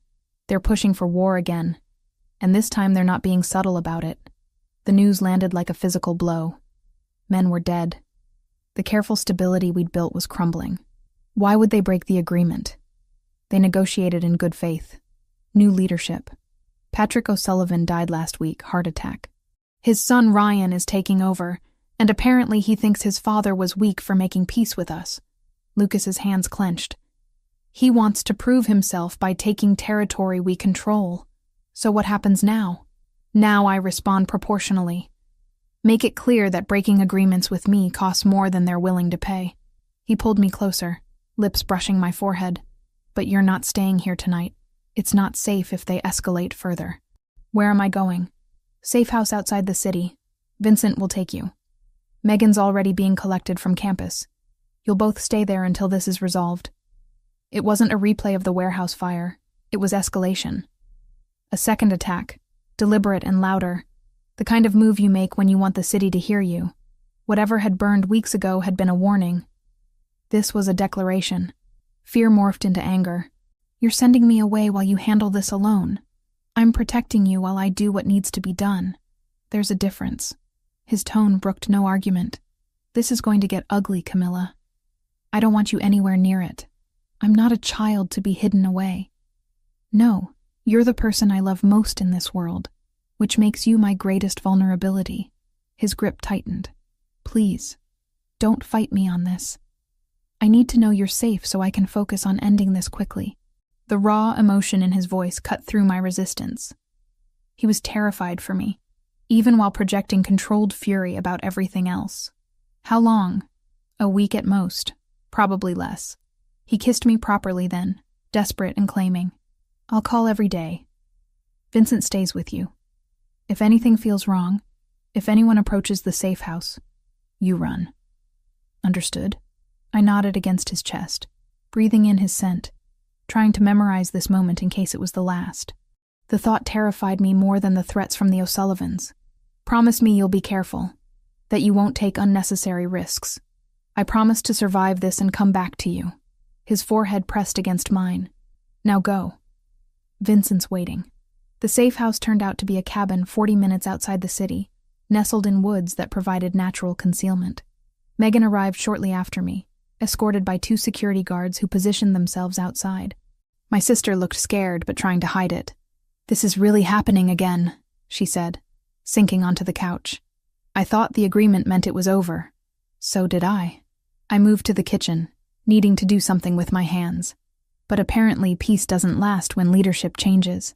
We spent that night talking about everything except the danger, finding comfort in normalcy. Megan told me about classes and a guy she'd started dating. I described expanding Serenity's services, the spa I still dreamed of opening. We watched movies on the cabin's television, drank wine Vincent had stocked in the fridge, pretended we weren't waiting for news about whether the man I loved would survive the night. Lucas called at midnight. "I'm fine. Situation is contained for now. Sleep if you can." "What did you do?" "What was necessary. I'll tell you details when you're home." A pause. "I love you, Camila. That hasn't changed." "I love you too. Please stay safe." The next 3 days passed in anxious limbo. Lucas called twice daily with brief updates. The O'Sullivans had suffered significant losses in retaliation. Ryan O'Sullivan himself was reconsidering his aggressive stance. Negotiations for a new agreement were underway, this time with stronger enforcement provisions. Megan and I developed routines. Morning runs through the woods with security trailing at a distance. Afternoons reading or talking. Evenings cooking dinner together, pretending this was a vacation rather than protective custody. My sister never complained, just rolled with circumstances she couldn't control. On the 4th day, Jenna called. "Cam, there are men watching Serenity. They've been there since yesterday. I'm freaked out. Ice flooded my veins." "What kind of men?" "I don't know. Just guys in a car across the street. They're not hiding it. It's like they want me to notice." Her voice shook. "Should I call the police?" "No. Lock up immediately and go to your sister's place. Don't go home tonight." I looked at Vincent, who was already on his phone coordinating response. "I'll handle this." After she hung up, I called Lucas. He answered on the first ring. "What's wrong?" "Someone's watching Serenity. Jenna just called terrified. What if they hurt her to get to me?" "They won't. I'm sending people now." He was already moving. I could hear car doors and engines. "Camilla, listen carefully. This is them testing boundaries, seeing if they can pressure me through you. It won't work. You can't know that." "Yes, I can. Because I'm about to make it abundantly clear what happens to anyone who threatens what's mine." The deadly promise in his voice should have frightened me. Instead, I felt grimly reassured. Vincent's phone rang. He listened briefly, then spoke. "Sir, we have eyes on Serenity. 2 vehicles, 4 men total. They're just observing." "Contain them," Lucas ordered. "I want to talk to whoever sent them. Alive if possible." The next hours were tense. Vincent received periodic updates while Megan and I tried to distract ourselves with cooking. Eventually, Lucas called back. Situation resolved. The men were O'Sullivans, sent to intimidate. They've been strongly discouraged from continuing surveillance of anyone connected to me. His tone suggested violence I didn't want details about. "Jenna's safe. Your practice is safe. You can stop worrying. When can we come home?" "Tomorrow. Ryan O'Sullivan has agreed to renegotiation. Meeting's set for tomorrow afternoon. After that, assuming it goes well, the threat level drops significantly. Relief made me dizzy. Thank you for protecting her, for protecting all of us." "Always." The meeting happened at a neutral location, witnessed by representatives from other families who had interest in maintaining territorial peace. Lucas briefed me afterward, voice tight with barely controlled anger. Ryan's young and stupid, but not suicidal. He agreed to honor his father's original terms with additional penalties if breached again. He also agreed to pay restitution for the drivers killed and damages from the attacks. Lucas rubbed his eyes tiredly. It's done.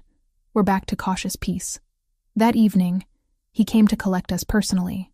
When I saw him standing in the cabin doorway, exhaustion written in every line of his body, but eyes lighting up when they found mine, something in my chest cracked open.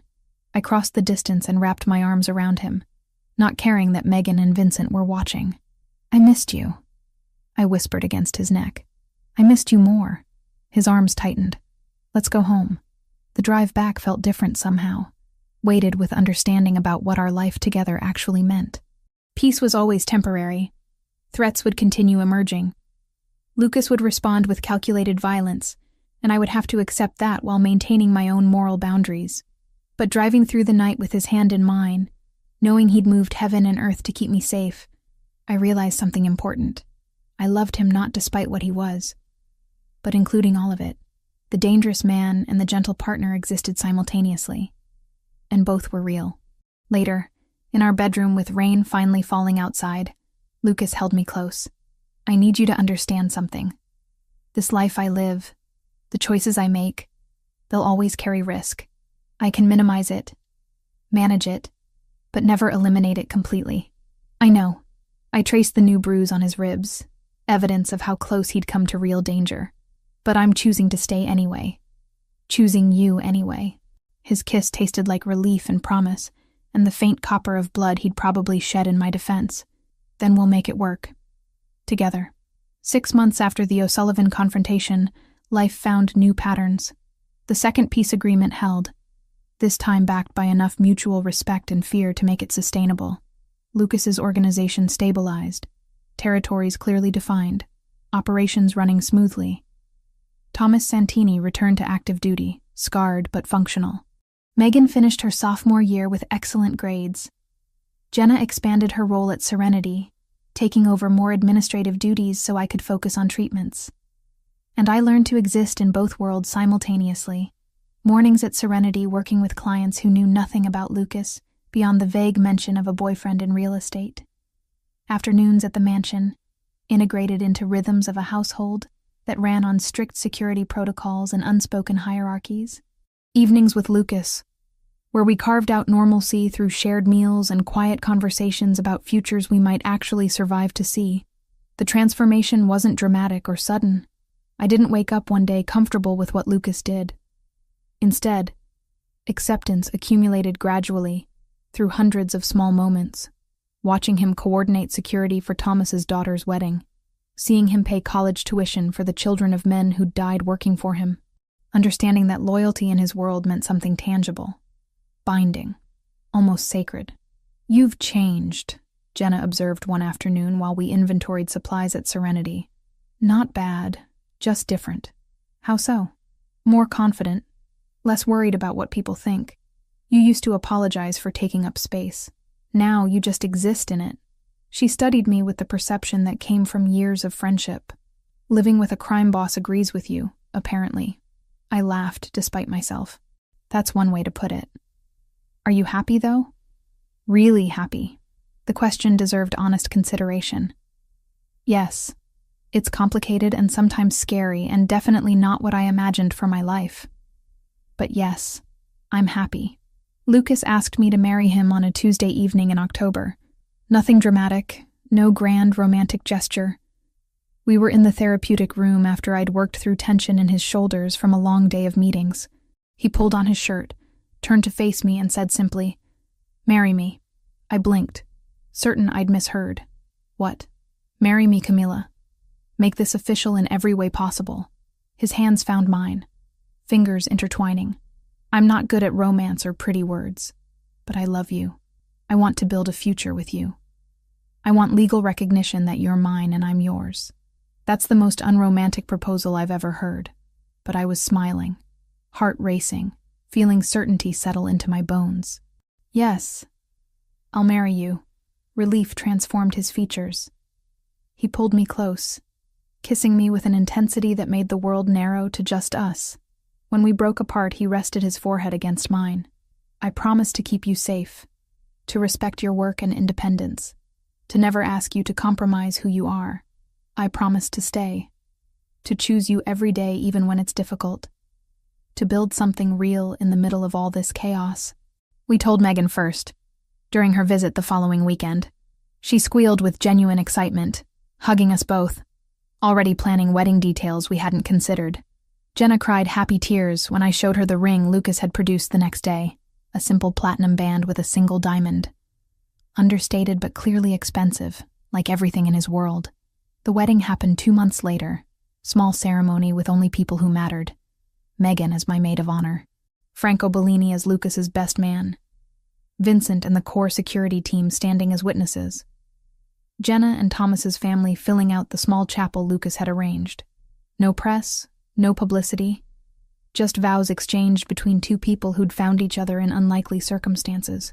I, Camilla, take you, Lucas, as my partner in all things. I promise to love you despite and because of everything you are, to build a life that honors both your world and mine. I, Lucas, take you, Camilla, as my wife and equal. I promise to protect you while respecting your strength, to value your presence as the greatest gift I've received.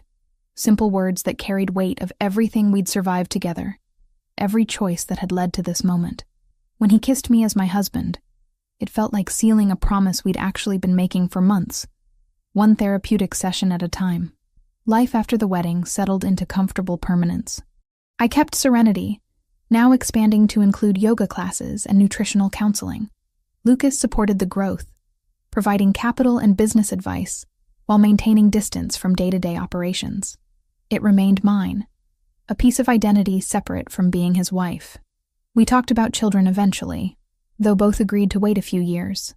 Megan graduated, moved into her own apartment with security Lucas provided, but disguised as a building amenity. Jenna met someone, a graphic designer with no idea about my complicated family connections. Thomas's youngest started college on a full scholarship Lucas had arranged anonymously. The complexity never disappeared. Lucas still made decisions I didn't agree with, still navigated a world built on violence and careful negotiation. But he kept his promise about transparency, briefing me on situations that might affect our life, respecting when I chose to distance myself from certain operations. And I found peace in the balance, spending mornings with clients who needed healing touch, afternoons managing the spa expansion I'd always dreamed of, evenings with the man who'd somehow become my anchor in chaos. We built something sustainable in the spaces between danger and normalcy, neither fully legitimate nor entirely criminal, just two people carving out room to breathe. One evening, almost a year after the wedding, I found Lucas on the terrace watching sunset paint the sky in shades of amber and gold. I settled beside him, his arm coming around my waist automatically. "Do you ever regret it?" he asked quietly. "Choosing this life? Sometimes I wonder what my life would look like if I'd said no that first night you came to Serenity. If I'd refused to see you again after realizing what you were." I leaned against his shoulder. "But I don't regret choosing you. This is complicated and sometimes frightening. But it's real. And it's mine. Ours," he corrected softly. "Ours," I agreed. We watched the light fade into twilight, comfortable in silence that no longer needed filling. Somewhere in the distance, security rotations changed shifts. Inside, Vincent coordinated tomorrow's schedule. Life continued in its strange rhythm of criminal operations and domestic routine, danger and safety existing simultaneously. I'd stopped trying to reconcile the contradictions. This was simply the reality I'd chosen. Accepting Lucas meant accepting everything that came with him. The man who touched me gently and ordered violence with equal conviction, who protected everyone under his care with ruthless dedication, who'd somehow made space for a massage therapist to exist authentically while building empire on foundations I'd never fully condone. Love in his world looked different from anything I'd imagined, but looking at him in the fading light, feeling safe and seen and valued despite everything, I knew I'd made the right choice. We'd built something worth protecting, worth fighting for. Not perfect, never simple, but undeniably ours.